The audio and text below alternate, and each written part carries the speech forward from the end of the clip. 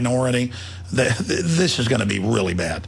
I mean, if you're a white person, folks, you got a crosshair on you because you're seen on average as middle class with some money. You want your Second Amendment.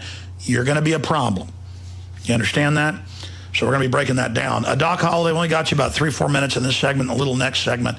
But, I mean, break down why you're saying it. You can feel the division there in the city since these ads are running. We know about some of the fights, the riots, the police being called out. But, I mean, what else are you talking about here? I mean, describe why you're saying that you can suddenly, in Orlando, that's a very diverse city and has a large black population, why you're saying you really feel division now. I think the ads, once they started to run, and bring up the images of slavery and have him, depicting himself as the great leader of the new civil rights movement, what they've done is have raised the tension. You hear it in people's comments. You see it on the news when people are talking about Barack just happening to come during All-Star Weekend, having a $30,000 a plate dinner at Vince Carter's house. He used to be a former Magic player, and, of course, the elite, the NBA players were there, and it became a source of this is all happening now. Of course, we have the Daytona 500 over in Daytona, and it became a division. And the more these ran, the more people said, yeah, slavery, yeah, Martin Luther King, and it became the NBA All-Star Game, which is an ethnic event. Okay, we'll give it that. The majority of the players in the NBA are African American. We understand that, but they built. But I mean, they don't want it to be the bankers that Obama works for making us all slaves. They don't want to make it all the illegal wars. They always want to bring up race and slavery to re-invoke it, to create the division. These are the limousine liberal poverty pimps who are selling race. They're the ones actually making people get at each other's throats and not.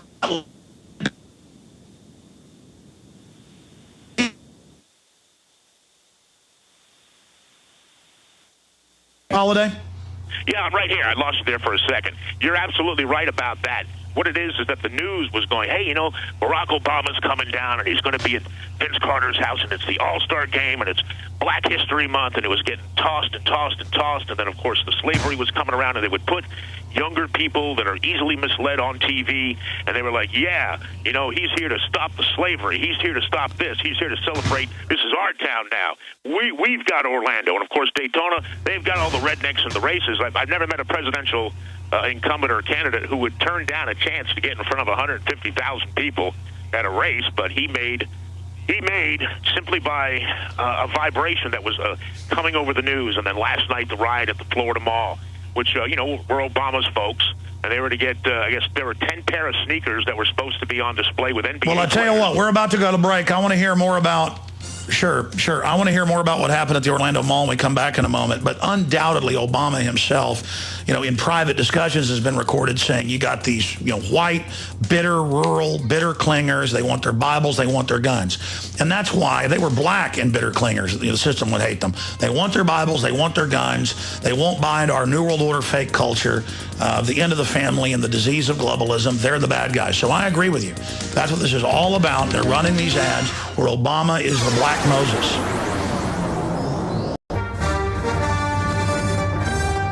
Well, the magic of technology does have a few hiccups. Great transmission yesterday, almost no problems. Had a few there. That's why I was talking over Doc Holliday. He couldn't hear me. I couldn't hear him. Hey, he's over at the Big 810 in Orlando. I'm getting close to there. Speaking Sunday there. And I'm here still in the panhandle of Florida, close to Destin. And I'm coming to you via Skype and access unit backup. So that's why I was cutting over him a bit. Let me just give you the floor so you can recap that eloquent breakdown of invoking the racial fear, invoking racial division, and now the manifestation of it by the globalist puppet, Barack Obama, and then what happened last night at the shopping mall. We see this now on almost a weekly basis, the riots at shopping malls over tennis shoes, the riots at Walmarts over Xboxes, you see it across the board. Groups of people stumbling over each other to get a discount, really the disintegration of society. Doc Holliday, talk show host, witnessing this in Orlando. You got the floor for the next 4 minutes or so. Tell us what you witnessed. Okay, I'm sorry that you couldn't hear me, but here's what's going on. The media was pumping up this racial division with Obama's, what we call a public service announcement. It's not really a commercial, so to speak. And it got play on all the TV stations. And, of course, the NBA All-Star Game is here, and they built a gigantic wall around the Amway Center, the Amway Arena, so the local businesses would not be patronized during the All-Star Game. Many of the businesses, of course, happen to be white. On the other side, where it's more of an urban area, they can come and go as they please. They also built specific roads for Obama's VIP people, where they wouldn't have to be bothered with the great unwashed. And once again, over and over and over again, this chest thumping was going on. This is our town. The president's coming to our town. We own this town this time. And people were just getting tense. People were getting tense. I'm not surprised we had a big riot at the local Florida mall last night over a pair of silly tennis shoes, because the sense of entitlement that came out of that announcement, and then having him here over at Vince Carter, former NBA player for the Magic, and NBA, superstars and the elitists and all the pop stars that are here, and pop stars that have committed assault and battery on women, but they're looked up upon as like, well, we have to put a wall up because we are the elite. Barack came in, made it worse. He just made it worse. It simply got to a point where everybody was feeling this black versus white thing. I hate to say it, and I've been yelling for a week. I've been playing that Obama announcement for a week saying, listen to this. They're bringing up slavery. Why do we have to go there? And then they put the young kids on TV, the one with the gold teeth. They got the gold grill. God bless them. I don't know if they think that's attractive or not, talking about my president's going to be here. Yeah, I've seen that announcement on TV. They enslaved us. This is our weekend. Well, we're not going to be able to win this way. He has become the great divider. And, yes, we have racial tensions right here in the city of Orlando. And last night at the Florida Mall, one of the world's biggest tourist attractions, somebody tells somebody, God knows where it came from, that the Foot Locker there was going to be giving away 10 pair of these glow-in-the-dark sneakers, which, appeal to that basketball-type crowd. Great. If you want to wear those, fine. Well, there's got to be 500 people that show up. They step outside and say, I don't know what you guys heard. We're not giving away any sneakers at all. A riot breaks out. And what does the media show to make things even worse, Alex? This is what you're getting ready to step yourself into. What makes it even worse is they show the police on horseback. Of course, all the cops have, the buzz cuts, and they're chasing the poor little ethnic kids. And I'm not going to name, a specific race of people, because there are all different types out there. But they were yelling into the cameras, the police are abusing us. This is what it's all about. This is why the president's here. We're going to be saved. No, well, Doc Holliday, Doc Holliday, I've got we'll have to talk to you again about this, but, that's in downtown Orlando. We're having our event out on the edge of town. I don't think it'll be that big of a deal, but it does show the whole divide and conquer system that the globalists engage in, and how they try to turn us all against each other. Thanks for that report. This is Alex We'll Jones be back, ladies and gentlemen. All right, we have a thought crime criminal, David Sarti, who just popped in for one segment last Sunday on the fact that he had his Second Amendment outside of court extrajudicially taken from him because he went into a doctor's office over chest pains, and they wanted to do surgery, and he didn't want to do it. Now he's fine, months later. And now he doesn't have a Second Amendment. They said, well, the fact that you don't want to have our tube stuck in your chest to see what's going on shows you're suicidal, because not doing our procedure means you want to die. And he's like, no, I don't want to do that. We see this more and more. Oh, you don't want to have chemotherapy. Or, oh, you don't want to take vaccines. We're just going to take you to jail. No judge, no jury. Medical tyranny. We saw it in Nazi Germany, saw it big time in the Soviet Union and under Mao. That's coming up in a moment. I'm going to tie that in with some of the other big gun grabs going on. And then in studio, I'm not in studio, but in our Austin studios, because everybody's moving to Central Texas. I mean, the entire Patriot Liberty movement seems to be moving there, and that's great. That's great, because I'm a recluse that just hangs out at the InfoWars Command Center, and I love all the great people moving to town, because Austin's beautiful and full of great people. But since he lives outside Austin, he's going to be in studio. Sheriff Mack suing the Southern Poverty Law Center for defaming him. Boy, did they. And also, he just had over 100 sheriffs show up at his event, and the Denver Post and others have demonized it. Imagine a former sheriff who went to the Supreme Court and won a landmark Second Amendment states' rights case And he's getting sheriffs together saying, hey, we need to defend local jurisdiction and get back to the Constitution. And the controlled corporate trader media, the occupational government media, the occupational government propaganda ministry of lies is freaking out, pulling their hair out. They're scared of Oath Keepers. They're scared of the sheriff's groups. They are scared of us getting together and coming out and reclaiming America.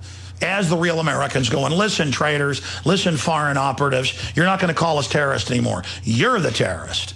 You're the people putting Al-Qaeda in charge of Libya, on record. You're the people opening up our borders. You're the people selling out our sovereignty. You're the people shipping guns into Mexico. You're the criminals.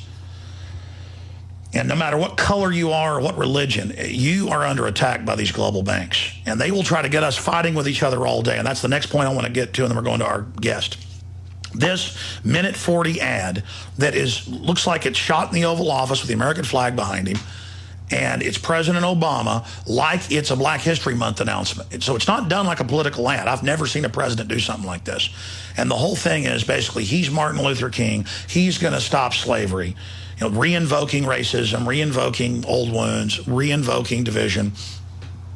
He's going to bring a fair playing field, working for the big mega banks.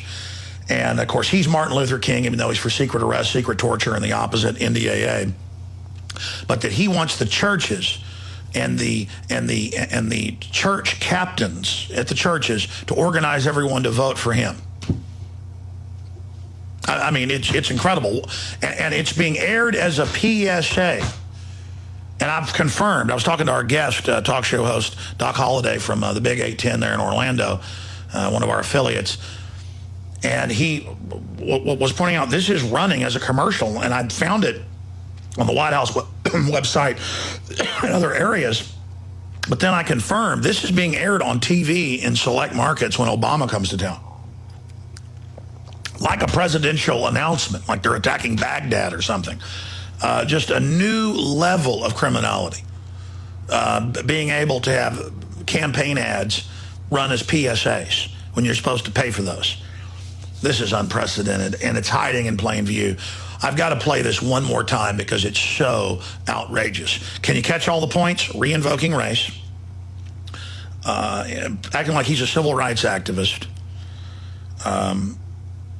Saying he's going to give you a fair playing field when they do the opposite, giving it to special interest.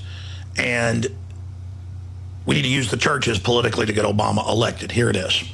This month, we're announcing the 2012 launch of African Americans for Obama. I don't think there's a better time than African American History Month to consider the tremendous progress we've made through the sacrifices of so many, or a better time to commit to meeting the very real challenges we face right now. Every day, I think of the generations of African American men and women who overcame slavery and oppression, risked their own safety to cast a ballot, even gave up their lives to help build a country that lived up to its founding principles. Their extraordinary hope, their unwavering determination changed this country. Their efforts made it possible for somebody like me to be here today. This is another moment where we've got to decide what kind of country we want to be. We can either settle for a country where a shrinking number of people do really well, or we can build a nation where everybody gets a fair shot.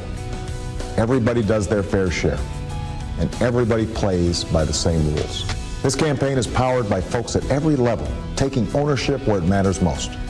Around the kitchen table, in barbershops and beauty salons, in your faith community, at work, or at school. And of course, in the voting